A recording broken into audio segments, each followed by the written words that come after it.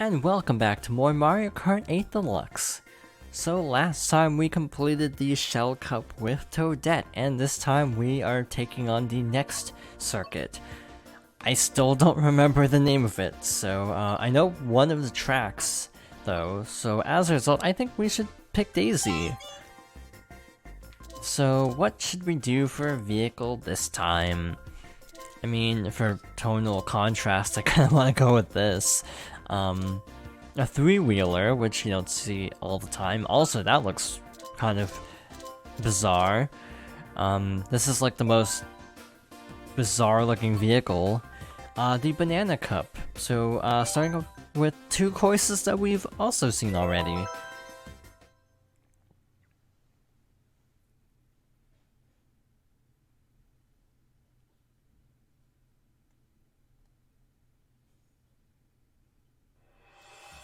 So we're starting out with Dry Desert from Mario Kart Double Dash. So that water section is in the original track, but not underwater, obviously. So I never was the biggest fan of this track. It was always just kind of there. I'm pretty sure this was in the Mushroom Cup originally, or Flower Cup. I want to say Mushroom though. So to be honest, three-wheelers I don't usually play very often, so this can only end well. So we have Pokies and coins placed very precariously.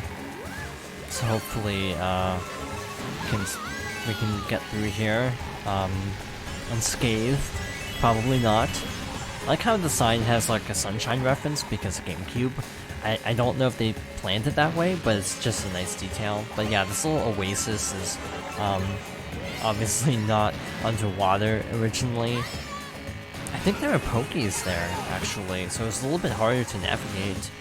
But yeah, these tracks aren't one-to-one conversions. They do have subtle changes to bring them up to the gameplay style of Mario Kart 8. I feel like this and 7 are the biggest examples of actually altering track design, because I feel like DS and Wii's returning stages were very true to the originals, while these games, 7 and 8 being mechanically different, it just made sense to tweak design here and there. But yeah, not super partial to this. Also, I could have sworn Dry Desert is the name of a Paper Mario location, and the Koopa Sphinxes off to the side aren't exactly helping me to not think about Paper Mario. Honestly, I've been enjoying playing other characters, because again, in multiplayer I just stick with Yoshi most of the time, so it's actually been kind of nice trying to vary up my playstyle a little bit, since every character has slightly different stats. So on the surface, the characters are divided into several classes, like lightweight, heavyweight, and midweight. So for example, Bowser obviously is a heavier character than Baby Mario, or like Bowser Jr. So slightly different stats per character. So there's actually like a surprisingly detailed meta game surrounding Mario Kart because of all the different stats. Also, that was unfortunate. Doubly unfortunate, getting hit twice right before the end. So characters like, so I think bikes are traditionally preferred. At least that was the case in Mario Kart Wii. Basically, there was a very specific setup to use in Mario Kart Wii that would just break the game.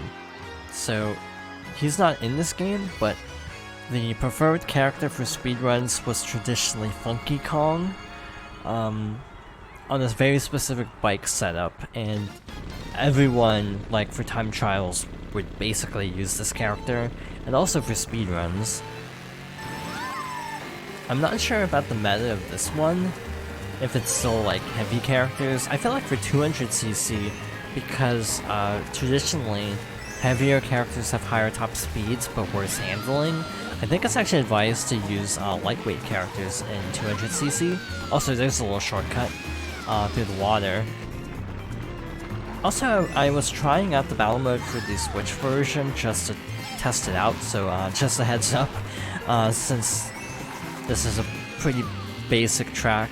There are actually 5 battle modes in the Switch version, so instead of doing 3 sessions of 2, I'm gonna have to do an extra session to actually include all of the modes. So at the end, there will actually be 3 videos about mode instead of the previously established 2. I guess it makes sense to talk about this here since this was also a battle mode track on Wii U. Again, this is actually not a bad racetrack, it's just not super ideal for actually, you know, trying to chase people down and attack them with items. Also, you have little Yoshis and Toads cheering you on. So I think I've done this every time, but like, one of the really weird shortcuts is just not going on land. Like just using the water, and just doing a really tight turn there, so I guess that's kind of, I think also that you can boost through those blocks. I'm pretty sure that was there as early as the Super Nintendo version. Like, that's not a new shortcut or anything. Yeah, pretty basic.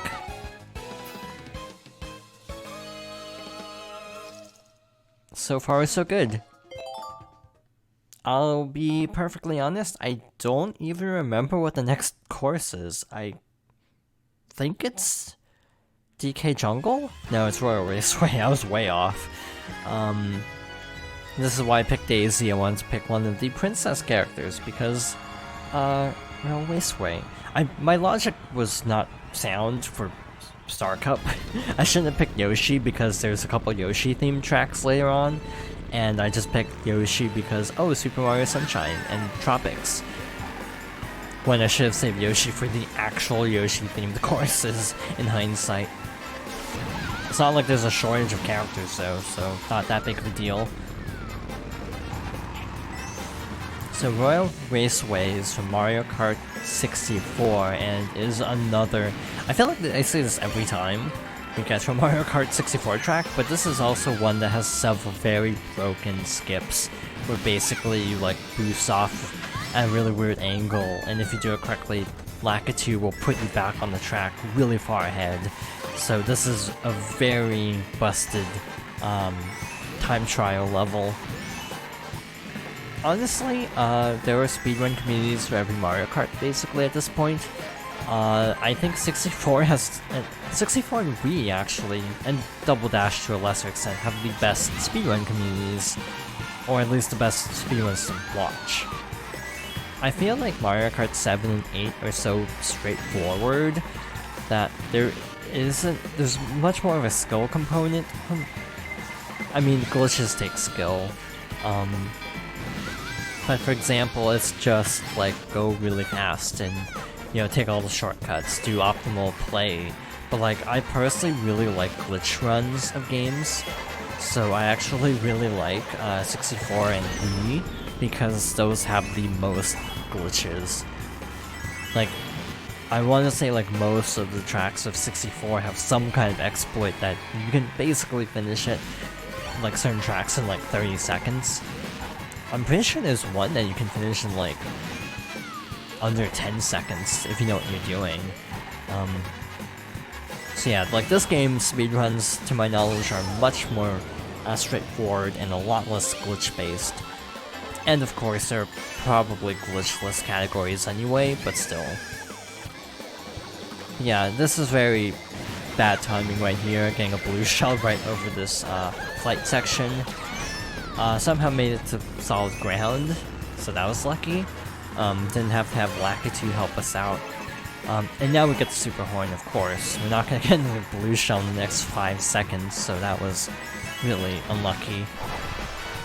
Oh well. I mean, we still won. How many choruses was that? Like, that was 3, so I'm forgetting one.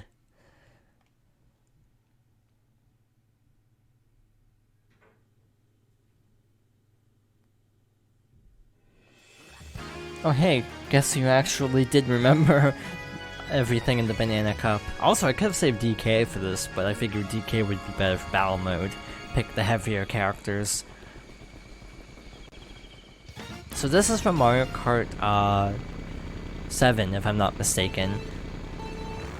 As far as DK courses go, this isn't one of my favorites. I like DK Mountain from 64. Not 64, Double Dash. I guess it's probably not super surprising every time I'm like, what's your favorite course? And then I go like, yeah, something from Double Dash, because that's the one I have the most nostalgia for. But again, it's one of those where I think this is like my preferred game, even though I think I have the most nostalgia for Double Dash. Waluigi is really far ahead. Also, I go back and forth on DKC a lot, Donkey Kong Country. For a long time I thought Tropical Freeze was really good. In recent years I've been kind of like, I've been a little bit more lukewarm on Tropical Freeze. Like, it's not bad by any stretch of the imagination, but it's like, I think I might still like DKC 2 more. I don't know, I go back and forth so much with these games. I think my problem is, like, I can go back to DKC 2 and replay it a lot. I never feel the need to replay Returns or Tropical Freeze. Like, Returns for motion controls and Tropical Freeze, because something about it just does not click with me in terms of ever going back to it. Maybe because it's so hard, like it's so difficult at times, that it just kind of doesn't feel very fun to go back and play casually. As someone who frequently 100% these conquests, so I'm not sure how to feel about all of this. Anyway, the track itself is based on Returns. You have the Tikis, and you have DK's house over there. It's pretty straightforward, but aesthetically, it's a nice looking track. Again, I'm not the biggest fan of Returns.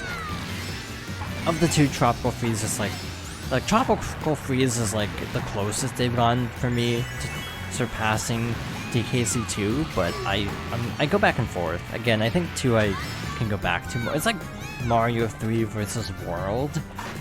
I go back to 3 more, even though I think World is the better made game. And I like how that tangent about Donkey Kong Country took up the entire race, actually. That worked out nicely.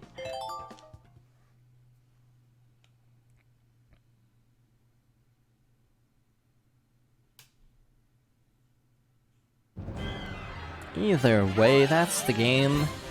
So next up was... I should have looked at the names of all the cups first. I think next is Lightning, but Lightning might be last. Yeah, Lightning is definitely last, so I don't know the name of the next cup, to be honest. But yeah, another clean sweep. And there you have it. On the whole, I do think these retro courses are actually really fun so far. Pretty kind of straightforward, but still enjoyable. But yeah, in any case, thank you for watching, and I hope you'll join me next time for more Mario Kart 8 Deluxe.